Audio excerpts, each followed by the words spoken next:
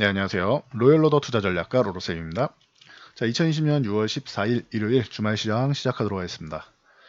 자, 원래 오늘 교육 과정을 올려드리려고 했는데 그것보다는 조금 더 여러분들이 급하게 좀 알아야 되는 상황들이 아닌가 싶어서 이 부분을 짚어보고 가도록 하겠습니다. 미중 시각 목요일날 급락하고 금요일날 살짝 멈췄죠. 그리고 기존 주도주와 현재 대장주들 움직임, 그리고 소외주, 그리고 후발주들 간단하게 종목들 짚어보고 선택과 집중이 필수입니다라고 말씀을 드렸었는데 왜 그런지에 대해서도 간단히 짚어보고 가도록 하겠습니다.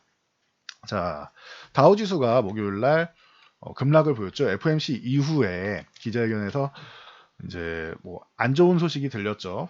제롬 파월은 신중한 사람이다라고 말씀을 드렸고, 근데 그렇게까지 이 부분이 무조건 악재냐? 뭐 그것까지는 아닌 것 같아요. 여기에 플러스 알파가 된 것은 제롬 파월이 신중하다는 것은 누구나 알고 있는 사실입니다.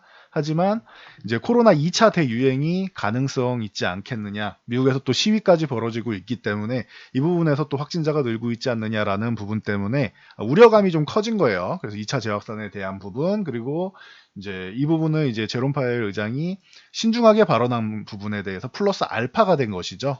그래서 뭐 이 정도로 보시면 될 것 같아요. 그렇다고 해서 뭐 최악을 예상한 것은 아닙니다.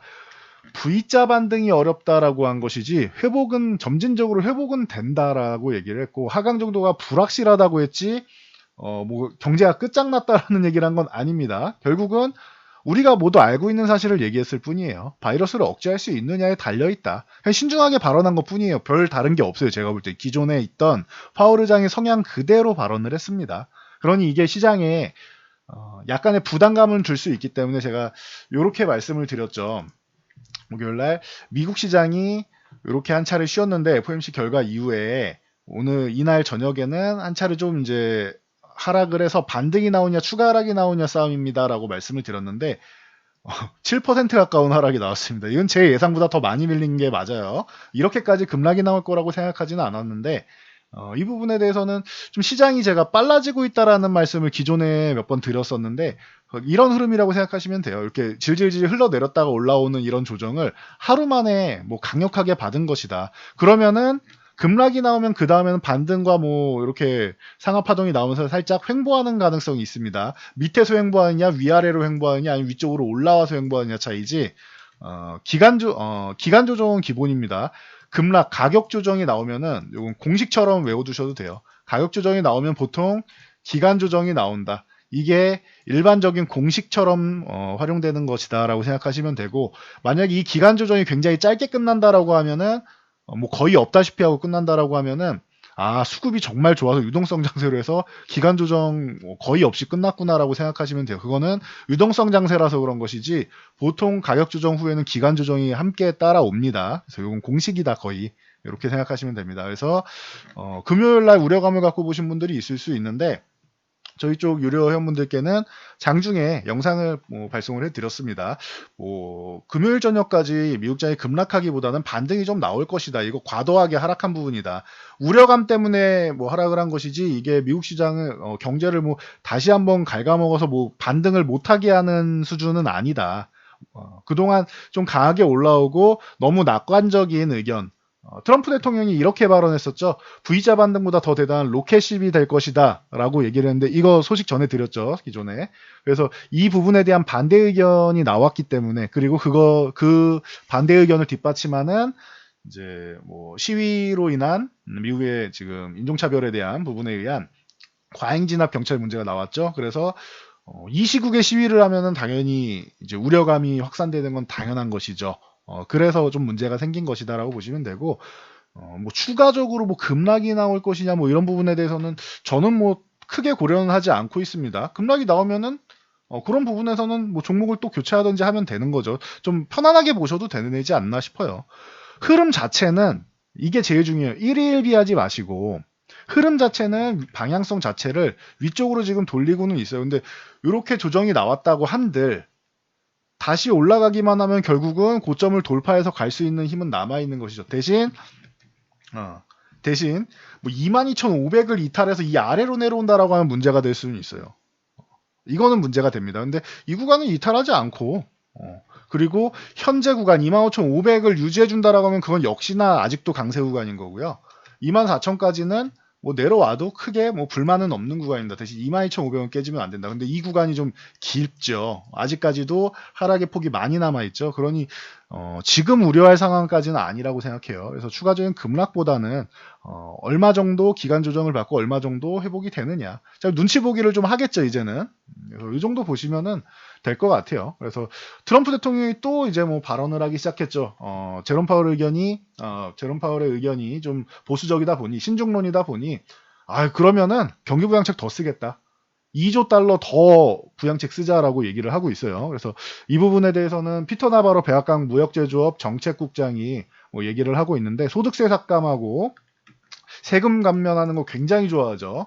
소득세 삭감하고 뭐 제조업 쪽에서 이제 일자리 늘리고, 지금 코로나 사태가 퍼지니까 이제 의약 쪽하고 이제 제약 쪽이죠. 의약 제약 이쪽하고 이제 의료 장비 부분하고 이 쪽으로 해서 뭐 투자를 해가지고 좀 보조금을 제공하고 해서 부양책을 펼치자. 근데 기존에 나온 미국 의회에서 통과된 게 2조 8천억인데, 기존에 나온 그 규모가 이 정도인데 2조 달러 이상이라고 하면은 거의 기존 슈퍼 부양책이라고 불렸던 부분에 거의 육박하는 정도 얘기가 나오는 겁니다. 그래서 입장 차이가 좀 있어요. 공화당, 민주당 양쪽 다 반대를 하는데, 이제 트럼프를 지지해줘야 되는 공화당은 1조 이상은 이제 좀 재정상 좀 무리 아니겠느냐. 1조 정도 안쪽으로 전후로 해가지고 마감하는 게 낫지 않겠느냐라는 의견이고, 민주당이 반대하는 이유는 무슨 소리야. 아예 그냥 3조 이상. 그냥 뭐 돈 다 갖다 써라. 이런 입장이에요. 그래서, 뭐 참고하시면 될 것 같아요.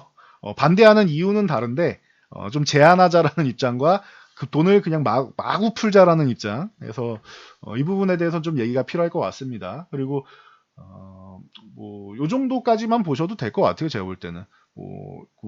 연준 의원들 연설하는 부분들은, 긍정적으로 말하는 사람도 있고, 좀 신중하게 말하는 사람도 있고 할 텐데, 뭐 예를 들면은, 뭐, 샌프란시스코, 이제, 뭐, 바로 연설 앞두고 있죠. 메리 데일리 연준 총재 같은 경우는, 기존부터 계속 얘기한 게 코로나 때문에 경제가 조금 둔화되는 건 맞지만 크게 걱정하지 않는다라는 입장이에요. 대신 V자 반등보다는 점진적 회복 뭐 이런 쪽으로 얘기를 하는 사람입니다. 그러니 만약에 요 발언으로 해가지고 심리가 지금 불안정한 상태니까 약간의 흔들림이 나온다? 근데 이건 특이한 상황이 아니에요. 기존에도 봄에도 계속 얘기해왔던 상황이에요, 이 사람은. 그러니까, 연준 의원들이 뭐 연설하는데 그거 하나하나에 흔들리고 하실 필요 없어요. 여러분들이 명확하게 한번 말씀드리면은, 상하파동은 주식시장에 언제나 존재해요. 지금 이렇게 올라오는 구간에도 상승과 하락, 상승과 하락, 계속 반복이 되고 있죠. 이 상하파동은 항상 존재하는 것이에요. 그러니 1위에 비하지 마세요. 하루 이틀 뭐 며칠 내려오고 일주일 내려오고 뭐 다시 뭐 올라가고 이런 거에 너무 민감하게 반응하시면 여러분들 주식하기 힘들어요. 여러분들이 데이 트레이딩으로 맨날 투기 목적으로 매매하는 게 아니죠. 그런 분들도 일부 계시지만 대다수 분들은 본인 직업이 있으시거나 아니면 좀 안정적으로 재테크 목적으로 하시는 부분들이 많기 때문에 하루살이처럼 이렇게 데이 트레이딩 하시는 게 아니라면은 그게 나쁘다는 게 아니에요. 저 항상 말씀드리지만 투자의 개념이 있고 투기의 개념이 있는데 내가 무엇을 하는지만 정확하게 알고 그거에 맞는 매매 방법을 사용하시면 된다라고 말씀을 드렸죠. 근데 투자하시는 분들이 조금 더 많을 거예요. 제가 볼 때는 그렇습니다. 투자를 원하시는 분들이 좀 더 많을 겁니다. 그러면 일희일비하실 필요는 없어요. 대신 투기 목적으로 하시는 분들은 그렇다라고 하면 대응 방법에 대해서 본인이 먼저 숙지를 하고 실천할 수 있을 때 투기 목적으로 하시면 돼요. 그래서 뭐 투기가 나쁘다? 그런 건 없다고 생각합니다. 여러분들이 재테크에서 성공하시면은 그게 옳은 방법이죠. 투자가 안 맞고 투기가 맞는 분들도 계세요. 성향상. 그런 분들한테 뭐라고 할 수는 없는 거예요. 내가 잘하는 거라는 게 맞는 거죠. 대신 투기하시는 분들은 손절가 정확하게 설정하시고 미리 들어가기 전에 다 설정하시고 매수가, 목표가, 손절가 정확하게 설정하고 기계적으로 매매할 수 있도록 최대한 노력을 하시면 되고요. 투자하시는 분들은 일일비하지 마시고 추세, 그리고 정확한 종목 선택 이런 부분에 좀 신경을 쓰시면 좋을 것 같습니다. 그래서 뭐 이 정도 보시면 되고, 제가 미국 시장이 금요일날 우리나라 시장은 금요일이고 목요일이죠. 미국 현지 시각으로는 조금 밀릴 것 같다라고 말씀드린 뭐 여러 가지 중에서 우리나라 만기일이 아니고 만기 영향력입니까 하시는 분들인데 아니에요. 우리나라 만기가 그렇게 미국 시장에 저렇게 영향을 미치지는 않고요. 자, 환율 간단히 말씀드려요. 저는 1190원 아래로 내려오면 좋겠지만 코로나가 어느 정도 조금 우려감이 좀 가실 때까지는 요 아래쪽으로 내려가기는 힘들다고 본다라고 말씀을 드렸죠. 그럼 저는 여기서 반등이 좀 나올 거라고 보는데, 반등이 나오면 외국인 수급에는 좀 비우호적이다라고, 좀 부정적이다라고 말씀을 드렸죠. 그래서 조금 올라갈 거라고 생각했는데, 말씀드렸듯이 제 생각보다는 좀 더 강하게 올라오고 있는 것 같아요. 그래도 뭐 1200원 이렇게 올라오는 정도는 뭐 자연스러운 것 같습니다. 그래서 생각보다 미국장이 많이 밀렸었지만 목요일날 그래도 뭐 지금 금요일까지 해서 좀 반등 나온 거랑 하면은 이 정도는 그냥 시장이 조금 빨라졌다 정도로 생각하시면 될 것 같아요. 그래서 여러 가지 저항상 좀 쉬어갈 수 있는 타이밍에 쉬어갔다라고 생각하시면 되고, 너무 심각하게 받아들일 필요는 없다. 만약 정말로 2차 팬데믹 나오면서 올해 안에 뭐 코로나가 뭐 해결되기가 어려울 것 같다라고 하면은 완벽하게 박멸되는 걸 말씀드리는 게 아니에요. 시장의 경제를 이제 마비시키는 걸 말씀드리는 거예요. 그 부분이 올해 안에 해결되기 어렵다라고 생각하시면은 한 차례 좀 어려운 구간이 나올 수는 있지만, 그게 아니면은 뭐 충분히 시장의 추세는 꺾이지 않을 거다라고 생각합니다. 참고하시고요.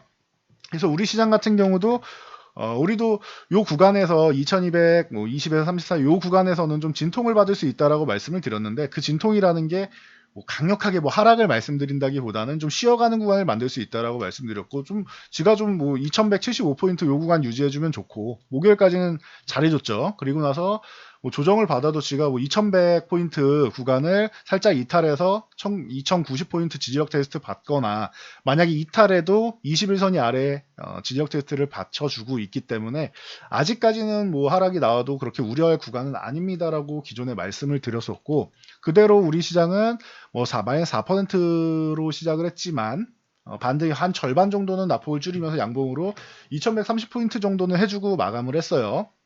여기서 뭐 중요할 것 같아요. 이번 돌아오는 일주일 동안 요 구간에서 뭐 너무 금등이 나오기도, 너무 급락이 나오기도 어려운 구간이 아닌가 싶어요. 좀 눈치 보기 장세가 이렇게 펼쳐지지 않을까 싶습니다. 그러면은 이제 여러분들 그동안 많이 올라왔던 거 생각하니까, 지수가 올라온 거 생각하니까 못 가면은 갑갑하다라고 느끼실 수 있는데, 시장은 자연스러운 겁니다. 쉬는 구간 항상 줘야 된다라고 말씀드렸죠. 최근에 너무 가파르게 올라왔고, 이 가파르게 올라오면서 제가 우선주 파동, 품절주 파동 말씀드렸죠. 과거에도 몇 번 말씀드린 적이 있는데, 우선주나 품절주가 움직이면은 간단한 조정 정도는 나올 수는 있어요. 거기에 환율 동향도 그렇고 전체적으로 잠깐 쉬어가는 구간이 나올 수는 있는데, 그게 추세를 이탈하지는 않을 것이다라고 제가 반복해서 말씀드렸습니다. 그러면 여러분들이 이 정도 개념만 잘 알고 가시면 돼요. 결론적으로 나오는 게 현재 추세는 상승 추세고, 조정은 받거나 아니면 쉬어가는 구간이 나올 수 있는데, 이게 추세를 이탈하지 않는다라는 결론이 나온다라고 말씀을 드렸죠. 그래서 이 정도 파악하시고, 수급 동향 간단히 보여드리면 외국인이 조금 매도한 거, 뭐 환율 영향 뭐 당연히 있겠죠. 그리고 미국 시장 영향력이 있을 거고, 그리고 저는 목요일 날 기관에서 매도를 했는데 금융투자 쪽은 단기적으로 매수 물량이 많았는데 청산이 안 나오고 있다라고 말씀드렸고, 그 부분이 기관은 프로그램 영향력과 뭐 선물 옵션 시장 동향해서 단기적으로 청산이 나올 수 있다 했는데, 목요일 금요일 날 청산이 나온 것 뿐이에요. 그럼 간단하죠. 그렇구나. 뭐 매도 나올 부분이 매도 나온 거구나 정도로 생각하시면 됩니다. 그러면은 차월물은 어떻게 되느냐? 주말 앞두고 외국인이 옵션 동향에서는 풋옵션을 뭐 일부 55억 정도 매수를 했어요. 그러면은 풋옵션 매수는 하락 포지션이죠. 하락에 대해서 대비는 한 겁니다. 당연히 뭐 리스크 정도 관리는 해야죠. 근데 그렇다고 상승 포지션을 줄였냐, 위에를 막았느냐? 아니요, 위에도 열었어요. 그쵸? 23억 정도, 뭐 절반도 안 되는 금액이지만 위에를 열었어요. 그러면은 옵션 포지션만 보면은 위쪽보다는 아래쪽이 더 강한 거 아닙니까? 라고 저한테 질문하실 수 있습니다. 궁금해하실 수 있는데, 자, 선물 포지션 보자고요. 주식 일부 조금 매도한 거에 비해서 2,600억이 외국인 입장에선 그렇게까지 큰 금액은 아닙니다. 전체 외국인 기관 외국인을 다 합치면은. 그러면은 이 구간에서 선물 6,000계약 이상 매수를 했다? 그러면은 코스피 주식 매도한 것, 그리고 이 하락 포지션에 대한 것 다 상쇄시킬 정도의 상승 포지션 정도는 돼요. 그러면은 선물은 단기적인 게 아니에요. 9월에 마감입니다. 6월에 이제 마감이 끝났으니까. 만기일이 끝났으니까 9월 만기란 말이에요. 3개월 동안 해가지고는 이렇게 되면은 기간별로 치면은 이제 거의 뭐 10만 계약을 향해 갈 그럴 기세를 보이고 있는데, 일부는 이제 롤오버가 물량이 나왔을 테니까. 자, 지금 뭐 만기라고 뭐 이렇게 다음날 보면은 뭐 나쁘지 않은 정도가 나올 거고. 자, 그래서 만기라고 만기일 다음날 보면 그렇게 나쁘지 않은 결과가 나올 거고, 금요일만 봐도 6천 계약 매수죠. 아직도 매수죠. 만약에 이거를 3월물부터 해서 보면은 10만 계약이 이제 넘어가죠. 롤오버된 물량도 상승 포지션이 아직 많고, 추가적으로 선물 포지션을 또 상승으로 늘리고 있고, 외국인 주식 매도는 줄어들고 있고, 거기에 옵션 동향도 하락 포지션 요 정도 잡은 거는 이 선물 매수에 대해서 보험 정도, 해지 정도 내려가면은 풋옵션에서 수익이 나겠지만 선물에서 손실 보는 게 훨씬 더 크겠죠. 그러면은 하락보다는 위쪽 방향이 더 큰 겁니다. 그래서 단기적으로 하락이 나온다라고 하면은 조정이 나온다면 풋옵션으로 일부 챙겨놓고 다시 지수가 올라가면은 선물 쪽, 콜옵션 쪽에서 수익이 발생하는 구조가 나오고 있습니다. 그리고 중요한 거, 코스닥 같은 경우 최근에 외국인들 수급을 기존에 의심됩니다라고 했고, 최근에는 의심이 좀 더 확신으로 가고 있습니다라고 말씀드렸는데, 코스닥에 관심이 좀 높은 것 같다라고 말씀드렸는데 또 1300억을 매수했습니다. 자, 외국인들이 이 750포인트 위쪽 740, 750 요 구간 돌파해서 위쪽으로 넘어가서 새로운 시세를 만드는 과정에 대해서 관심이 높은 것 같다라고 말씀을 드렸죠. 52주 신고가 계속 달성하면서 여기서 한 차례 좀 더 올라가줘야 되는데 못 올라가서 이제 뭐 급락 나올 때 21선 터치하고 반등 나온 거, 이거는 그냥 흐름이 빨라진 정도지 코스닥 시장에는 거의 뭐 영향을 못 줬다라고 할 수 있습니다. 실제로 보면은 1.45%밖에 하락을 안 했죠, 금요일 날. 이렇게 강하게 올라간 거예요. 신고가 52주 신고가를 달성하면서 올라간 거에 비하면은 이거는 조정 받은 것도 아니죠. 그냥 횡보한 수준이죠. 그러니 코스닥 시장이 역시나 뭐 탄탄하게 잘 받쳐주고 있다라고 생각하시면 될 것 같습니다. 그래서 지수 같은 경우는 뭐 크게 문제는 아직까지는 그렇게 크게 문제는 없을 것 같고, 기존 주도주냐 아니면 현재 대장주냐 이 부분에 대해서 뭐 고민하시는 분들이 많이 있을 거예요. 대형주 중심으로만 몇 종목만 좀 짚어드리고 갈게요. 기존에 뭐 반도체주가 뭐 중심을 이뤄서 작년 말 올해 초 굉장히 좋았었죠. 그래서 삼성전자가 뭐 6만 원까지 돌파하고 6만 2천 원 저항이라고 말씀드린 이 구간에서 돌파를 못하고 이중천장 만들고 내려왔습니다. 차트 분석상만 보면 그래요. 이유는 코로나 때문에 내려온 거고요. 코로나랑 유가 때문에 내려온 것이고, 그래서 지금 최근에 말씀드린 게 56,500원 이 구간을 돌파하면 6만 2천 원까지 다시 볼 것이고, 뭐 장기적으로 보면 6만 2천 원 넘어갈 수 있다라고 봅니다. 그런데 이 구간에서 저항 받으면은 지가 뭐 저항 받아봐야 이 구간 정도까지 내려올 수 있다라고 말씀을 드렸고, 뭐 자연스럽게 뭐 조정받은 수준이에요. 돌파할 자리 돌파 못하니까 급락 한번 나온 정도 수준이고, 이 부분에 대해서 다시 한번 말씀드리면 지수처럼 종목도 조금 빨라진 것뿐이에요, 흐름이. 여기서 천천히 흘러내릴 게 한 번에 조정을 받은 거예요. 그러면서 21선 정도 조정을 받았고 52,000원 뭐 요 전후해가지고 지지력 테스트 받고 위쪽 방향으로 가는지만 보면 되겠죠. 그래서 56,500원을 뭐 진통은 있겠지만 만약에 돌파를 한다라고 하면은 뭐 긍정적이 될 수는 있겠죠. 그래서 기존 주도주지만 현재 시장에서는 개인 투자자분들이 너무 많이 달라붙어갖고 이렇게 강력한 모습을 보이지 못하고 있습니다. 그래서 저는 삼성전자 같은 경우는 지금은 기존의 요 구간에서 계속 말씀드린 게, 저는 삼성전자를 기존에는 좋다고 말씀드렸지만 이 구간에서는 그렇게 썩 선호하진 않는다. 삼성전자보다는 SK 하이닉스가 더 낫다라고 본다라고 말씀드렸고, 하이닉스보다는 소부장이 더 낫다. 소부장이 뭐예요 하신데 소재부품 장비입니다. 그래서 소재부품 장비주들이 더 낫다라고 말씀을 계속 드렸죠. 그래서 하이닉스 같은 경우도 좀 쉬었는데 뭐 양호합니다. 그래서 하이닉스도 요 10만원 구간 넘어가는 건 뭐 어렵지 않을 거라고 생각은 합니다. 삼성전자보다 하이닉스가 수익률 측면에서는 좋을 것이고 이쪽보다는 소부장이 더 나을 것이다라고 기존부터 꾸준히 말씀드렸습니다. 그래서 지금 삼성전자를 매매할 바에는 시총상위를 난 꼭 매매하겠다라고 하면은 하이닉스가 더 낫다라고 저는 개인적으로 보고 있고요. 그리고 이쪽보다는 소부장이 더 낫다라고 보고 말씀드리고 있습니다. 관련주들은 제가 기존에 설명드렸던 종목들도 있고, 그리고 그 외에도 종목들이 꽤나 많이 있습니다. 반도체는 끝난 게 아니라 한 차례 쉬는 타이밍 만든 거예요, 코로나로 인해서. 그러니 참고하시면 될 것 같아요. 대신 저는 삼성전자 하이닉스보다는 다른 종목들 쪽에 좀 더 관심이 많다라고 말씀을 드릴게요. 기존 주도주를 궁금해하시는 분들 많으니까. 그리고 기존 주도주 중에 하나는 삼성바이오로직스가 있는데, 이 종목도 요 30만원 돌파하는 요 구간부터 말씀을 드렸었죠. 그리고 나서 이 구간에서 매수 못하신 분들 요 저항 구간이니까 매수하는 게 아니고 차라리 비싸더라도 요 38만원 돌파한 다음에 이 38만원 구간에서 매수하는 게 더 유리한 거다라고 말씀드렸어요. 왜? 만약에 이 구간 돌파 못하고 여기서 생각보다 힘 약하게 꺾이게 되면은 그러면은 고점에서 매수하는 것이기 때문입니다. 돌파했으니까 지금 결과론적으로 좋은 거지, 돌파 못하고 이렇게 밑에서 벅벅 기어다니는 종목들 많이 보실 거예요. 대신 삼성바이오로직은 뒷받침하는 의견을 이렇게 말씀드려요. 저는 돌파할 것이라고 보고 이 구간에서 매수라고 말씀드린 이유는 사법 리스크가 해결되면서 이제 기존에 빠져나왔던 수급들이 들어올 수 있고, 바이오시밀러 쪽으로 2020년에 셀트리온이 좋을 것입니다라고 말씀드린 것처럼 삼성바이오로직스도 뭐 자회사 삼성바이오에피스가 적자에서 흑자 전환을 한 것이 확인이 되었지요. 그러면서 여러분들께 좀 말씀을 드렸었습니다. 삼성바이오로직스에 대해서. 기존 주도주로 올라왔다가 코로나 영향력으로 살짝 밀렸지만 결국은 다시 다 회복하고 좋은 모습을 보이고 있습니다. 그래서 뭐 참고 정도 하시면 될 것 같아요. 삼성바이오로직스는 기존 주도주이면서 현재 대장주인 종목이기도 합니다. 그러면 이번 시장을 이끌고 가는 종목 중 하나구나라고 생각하시면 되고, 요 80만원 위쪽에서는 최근에 이렇게 거래량 붙으면서 올라온 건 좋습니다. 조금 쉬었다 갈 수는 있다. 그리고 이 종목은 지금은 신규 매매를 할 종목은 아니라고 저는 봐요. 기존에도 말씀드린 게, 요 50만원 위에서 매수하시면은 밑에서부터 올라온 거 한 번에 조정받으면은 30만원대 다시 내려오시는데, 이거 여러분들 단기간에 하락폭이 커지기 때문에 이 위에서는 매수하는 게 아닌 것 같습니다. 아래쪽으로 내려오면 38만원 구간이 오면은 모르겠는데, 위에서 50만원 위에서 매수하는 거 아닙니다라고 말씀드린 것처럼 80만원 전후되는 이런 구간에서는 똑같은 것 같아요.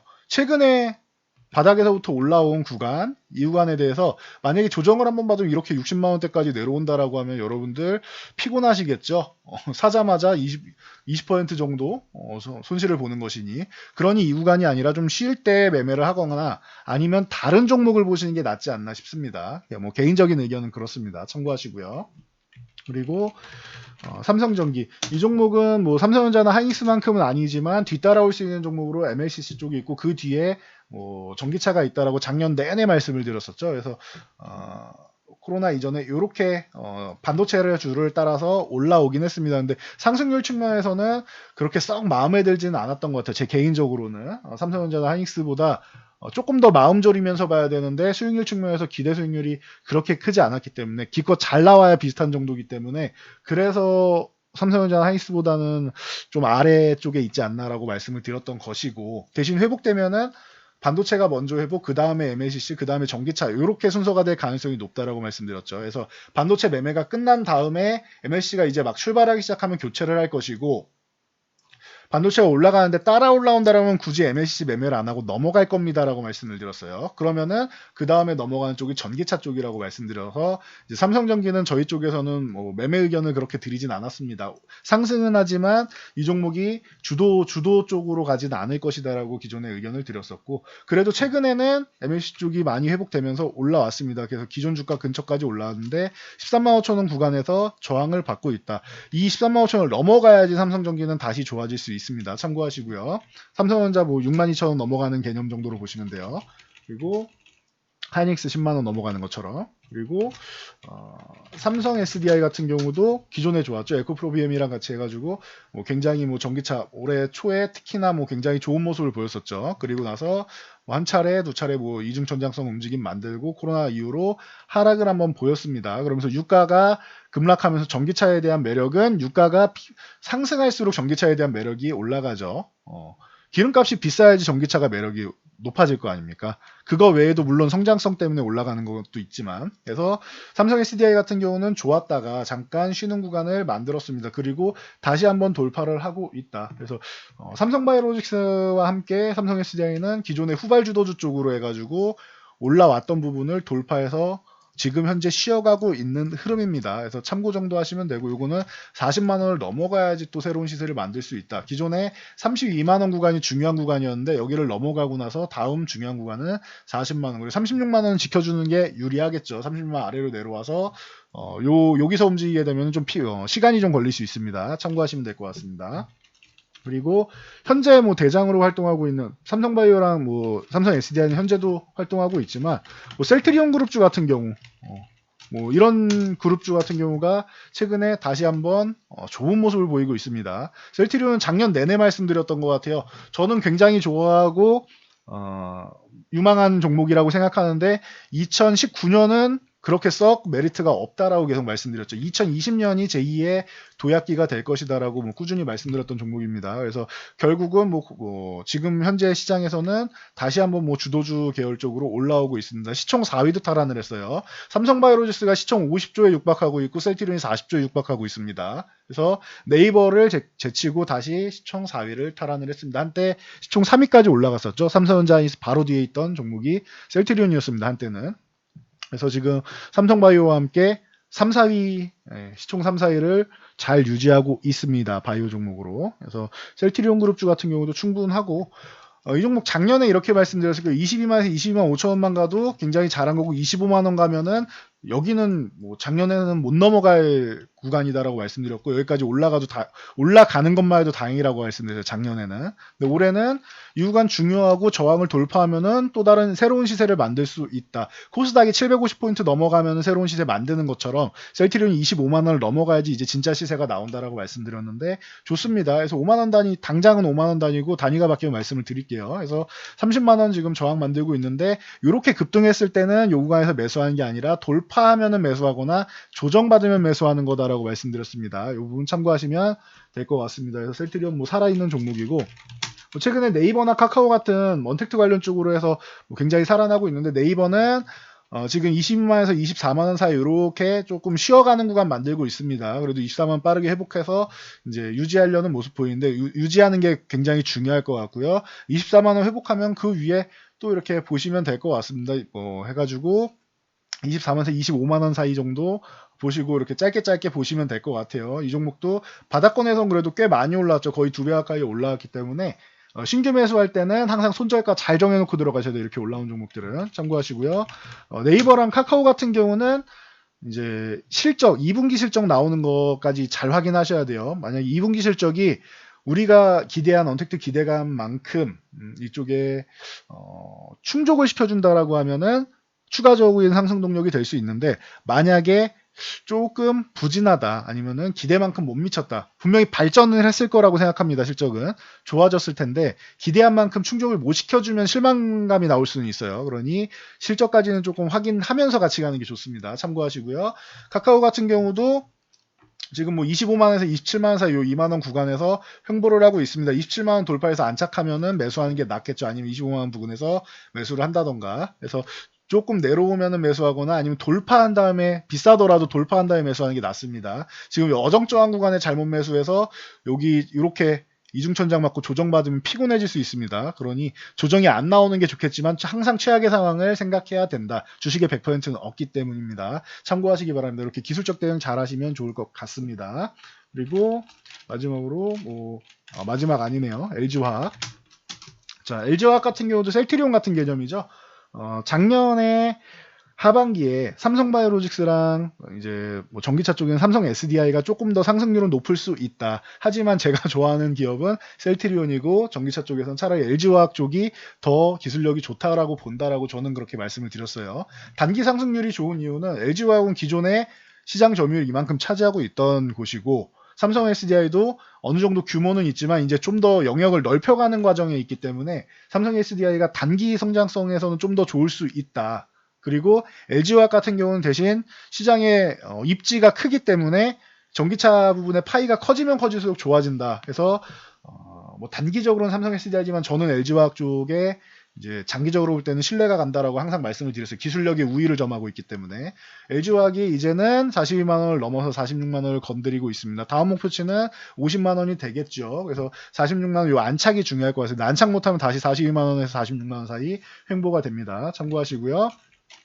자, 언택트 관련주 뭐 이런 쪽으로 봤을 때 여러분들이 이게 이렇게까지 치고 올라왔나라고 생각될 정도로 강력한 종목 중 하나가 이제 더존비즈온이라는 종목이 있습니다. 그래서 이 종목이 지금 시가총액이 어마어마하게 올라온 것을 저도 볼 때마다 항상 놀라는데 시가총액이 지금 어마어마하게 올라와 있습니다. 그래서 시총 상위 쪽 코스피 50위안권에 올라와 있는 종목으로 언택 쪽으로 해서 좀 여러분들의 관심을 좀 많이 받고 있습니다. 시장에서. 그래서 참고하시고 전체적으로 보면은 잘 보시면은 주도주 계열 쪽 그리고 현재 대장주 계열 쪽 상승한 다음에 좀 쉬어가는 흐름이 많이 나오고 있죠. 그러니까 지수도 한 차례 좀 쉬어갈 수 있는 거고, 그리고 이 구간에서 뭐가 돼야 되느냐, 소외주들이 한 차례 순환매가 나와야 되는 거예요.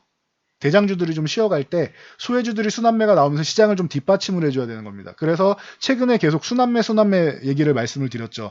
소외주 순환매가 끝난 다음에 횡보하면서 좀 쉬던가 지수가, 혹은 지수가 살짝 이렇게 조정을 받던가 가능성이 있는데 크게 신경 안 써도 된다고 해서 상하파동이 있어도 여러분들 계좌에 뭐 심대한 타격이 있을 정도로, 계좌가 뭐 와 이거는 아예 박살이 났다 생각할 정도로 코로나 때처럼 그런 상황은 나오지 않을 것이라고 말씀드린 거예요. 그러니 뭐 잠깐 쉬어가는 구간이 나오고 소외주들이 이렇게 반등 나오면서 지수는 올라가는데 내 계좌가 지금 당장 수익이 안 나는 것 같아, 오히려 내 종목이 좀 쉬어가는 흐름이 나오는 것 같아서 역행하는 것 같아 라고 해도 그건 걱정할 필요가 없다라고 했습니다. 내 종목이 정상적인 종목이라면은 그건 자연스러운 현상이다. 왜? 이 구간이 지금 쉬어가는 구간이 끝나면은 다시금 좋아지는 포트폴리오다라고 말씀을 드렸어요. 그리고 여기서 중요한 거, 소외주 가져가신 분들이 주의를 해야 된다라고 말씀을 드렸습니다. 소외주만 교체하면 되겠죠. 예를 들면은 뭐 한국전력 같은 경우 이런 종목들은 저는 그렇게 선호하지 않는다. 아직도 뭐 보시면은 기존에 어마어마한 우리나라 탈원전 이후로 해서 어마어마한 하락을 보였죠. 이 그 재정 상태가 좋던 이 한국전력이 적자 기업이 됐잖아요. 그러면서 이제 원래는 배당주로서 안정적인 종목이었는데 적자 기업으로서 배당도 안 나오고 좀 뭐 어려운 구간을 지금 뭐 거치고 있죠. 그래서 뭐 돈을 벌어야지 배당을 하는 것이니까. 한국전력 보시면은 2017년까지만 해도 이것도 뭐 그래요. 줄었다고 할 수 있는데 이 정도에서 순식간에 적자 전환이 됐죠. 그래서 올해 같은 경우는 이제 조금 회복이 될 수 있습니다. 그래서 반등은 나올 거라고 생각해요. 그래도 저는 한국전력을 메인으로 매매하고 싶은 생각은 없는 것 같습니다. 아직까지도 그런 생각은 없는 것 같아요. 대신 이제 여름이 오면은 조금 이제 관심은 가져볼 수는 있지 않을까 싶은데 자꾸 탈원전 얘기가 나오면 나올수록 한국전력은 좀 부담이 될 수 있습니다. 그리고 전기세 인상을 이제 코로나 때문에 좀 어려운 구간도 있고 한데 전기세 인상을 국가에서 좀 막을 가능성도 분명히 있겠죠. 그러면은 그 부분에서 또 리스크는 갖고 있다. 한국전력 보유하신 분들 반등은 나올 거라고 생각해요. 이 구간에서 반등은 나오는데 어디서 매도하느냐를 잘 찾는 구간이 중요하지, 지금 상황에서 이 종목을 아주 뭐 성장성 있게 보기는 어려울 것 같아요. 그래도 턴어라운드는 되니까 기존 고점이나 요 이상 정도는 충분히 뭐 가능할 거라고 생각합니다. 그럼 보유하신 분들은 올라왔을 때 요 구간이든 아니면 그 이상 가던 어디서 잘 털고 나올 것인가, 그때 상황을 봐서 다시 한번 말씀을 드릴게요. 그래서 참고하시고, 이런 종목들은 이제 소외주에 해당이 되죠. 기존에도 하락 추세였고 굉장히 좋지 않았고 지금도 좋지 회복이 빠르지 않죠. 자, 아모레퍼시픽이나 이런 종목도 기존에 올라올 때 좀 잘 정리하는 구간으로 했으면 좋겠다. 그리고 신규 매수를 하더라도 트레이딩 구간으로만 활용하면 좋겠다라는 말씀을 여러 번 드렸죠. 기존에 이 종목 같은 경우 이 15만 5천 원 돌파하는 거 중요하다고 했고, 여기 20만 원에서 20만 5천 원 요 구간 저항이라고 했죠. 만약에 관심 가지실 분들은 여기가 아니고 차라리 18만 원 구간 정도 조정받으면 관심 가지시라고 했고, 그 다음에 저는 여기서도 그냥 매도라고 말씀을 드렸습니다. 24만 원 저항까지 뭐 올라가긴 했는데 굳이 이 종목으로 24만 원을 노리는 것보다는 다른 종목으로 매매를 해도 이 정도 수익은 나올 거다라고 말씀을 드렸죠. 그거는 약속은 분명히 지켰고요. 그 이상의 수익률이 나왔죠. 그러니 굳이 이 종목을 매매하지 않는다라고 말씀드린 거예요. 기업이 나쁘다라기보단 지금 시황에 그렇게 썩 뭐 맞지 않는 정도 수준입니다. 그리고 지금도 코로나 때문에 하락한 다음에 못 올라가고 있죠. 뭐 시진핑이 우리나라에 방문하고 해서 뭐 다시 한번 뭐 더 우호 관계가 좋아지고 하면은 뭐 올라올 수는 있겠죠. 그런 기대감을 가지고 이 종목을 뭐 관심 가질 수는 있겠지만 아모레퍼시픽보다는 저는 OEM, ODM 쪽을 조금 더 선호한다. 그리고 화장품주들이 움직이면 그 뒤에 만약에 안 움직였으면 연우나 이런 뭐 화장품 용기 쪽이 좀 더 유리하지 않을까 싶다라고 저는 말씀을 드렸습니다. 요거는 참고해서 여러분들이 판단하시면 좋을 것 같아요. 뭐 비슷한 맥락으로 호텔신라 같은 경우도 말씀드렸죠. 호텔신라가 객실이 최소 80% 이상은 차야 되는데 코로나 때문에 객실이 뭐 3개 나가고 이런 상황이 있다라고 당시에는 못 밝혀도 나중에 뭐 간단하게 소개해드린 적이 있죠. 이런 소문이 있다라고 말씀을 드렸습니다. 그럴 정도로 좀 어려움을 겪었는데 뭐 당연한 거죠. 이거는 뭐 카지노도 마찬가지고 그래서 호텔신라나 뭐 파라다이스 뭐 등등등등 이런 뭐 소비 관련 중국 소비 관련주나 이런 뭐 관광 관련주들이 어려움을 겪는다라고 말씀드렸고 그래서 굳이 이쪽으로 이렇게 저는 썩 그렇게 매매하는 것을 선호하지 않는다라고 말씀을 드렸습니다. 참고하시면 될 것 같아요. 호텔신라도 뭐 85,000원 요 구간 아모레퍼시픽이 18만원 돌파해야 되는 것처럼 85,000원 돌파하면은 위쪽으로 한 차례 여기도 돌파하면 한 차례는 올라갈 수는 있겠죠. 근데 굳이 저는 지금도 매매하고 싶지는 않습니다. 이런 소외주 계열 쪽은. 자, 현대차 같은 경우 이 종목을 제가 소외주에 넣으면은 저를 싫어하시는 분들이 꽤 많을 거라고 생각합니다. 그래도 다른 소외주보다는 좀 나은 것 같아요. 현대차는. 다른 종목들은 아모레퍼시픽이나 뭐 다른 종목들 이렇게 흘러가고 있죠.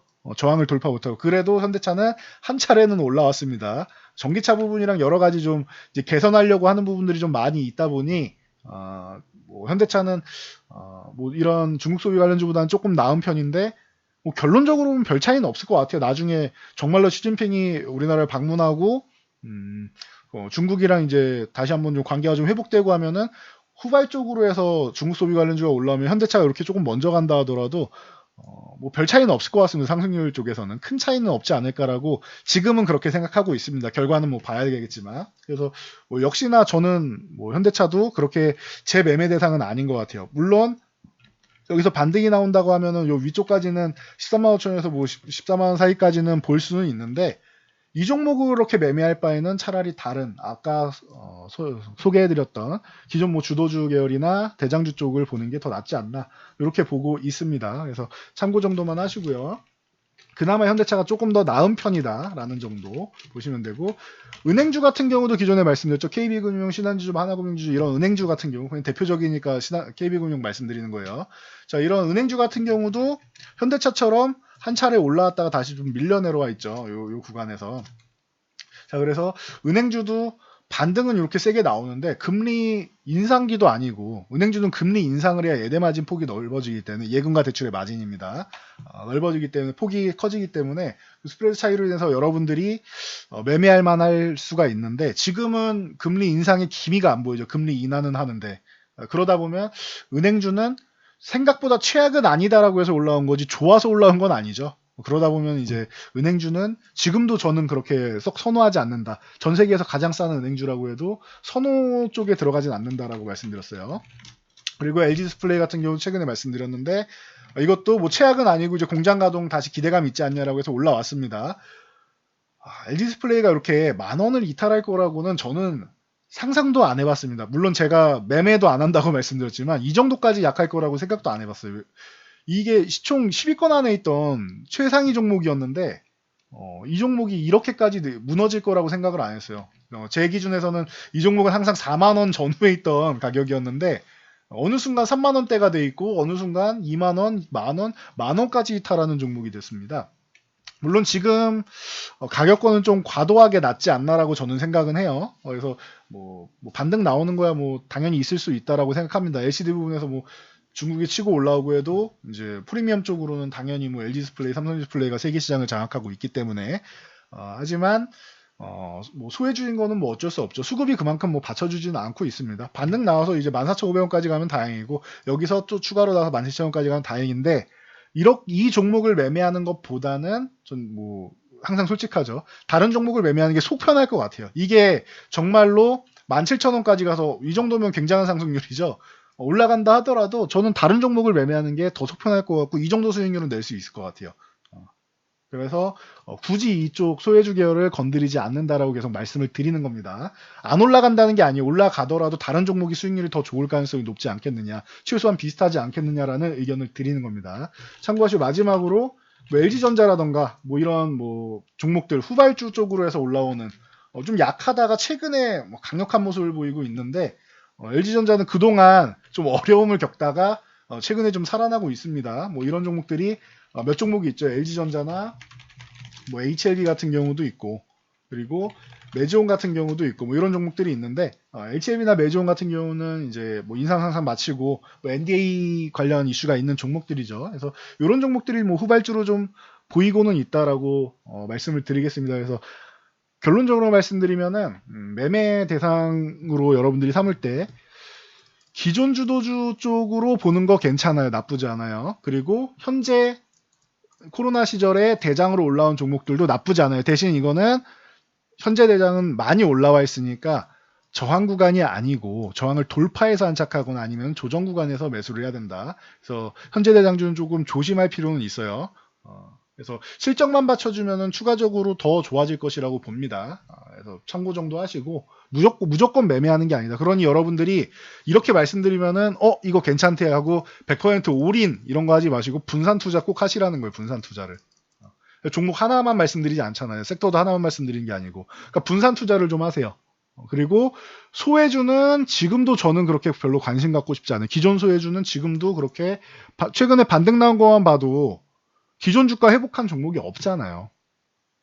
기존 주도들은 기존에 너무 많이 올라왔으니까 꺾인 다음에 다시 이걸 회복하려면 많이 올라야 되니까 그런 거고, 소외주들은 기존에 하락하다가 추가 하락 나왔는데 이것도 회복을 못하면 굳이 매매할 필요가 없는 거죠. 매매 대상이 아닌 거죠. 그러니까 기존 대장주 그리고 기존 주도주, 현재 대장주 그리고 후발주 등 해가지고 해당 계열 쪽으로 해서 여러분들이 잘 분산 투자를 좀 하시면 될 것 같아요. 그래서 뭐 지금은 뭐 언택트, 뭐 IT, 뭐 4차 산업혁명, 뭐 5G, 바이오, 엔터 뭐 이런 쪽으로 해가지고 여러분들 잘 분산하시면은 포트폴리오는 뭐 양호하게 흘러갈 거라고 생각은 합니다. 그러니 여러분들이 다른 이상한 테마 쪽으로 해가지고 괜히 이제 급등주 쫓아간다고 하다가 물려가지고 고생하지 마시고, 지금도 그렇게 문의하시는 분들이 꽤 많으십니다. 고생하지 마세요. 그런 종목으로. 지금은 정상적인 종목을 해도 여러분들이 충분히 수익을 낼 수 있고, 그리고 시장이 끝나지 않고 추세가 꺾이지 않았다. 그리고 저는 아직도 뭐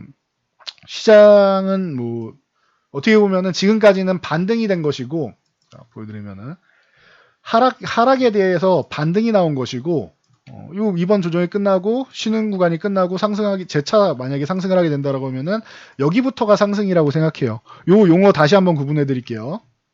여러분들이 많이 헷갈려하는 게 상승과 반등, 이거를 비슷하게 생각하시는 분들이 있는데 올라간 건 같아요. 근데 상승은 뭐냐? 흐름 자체가 위 이렇게 계속 돌파해서 올라가는 이런 게 상승이고요.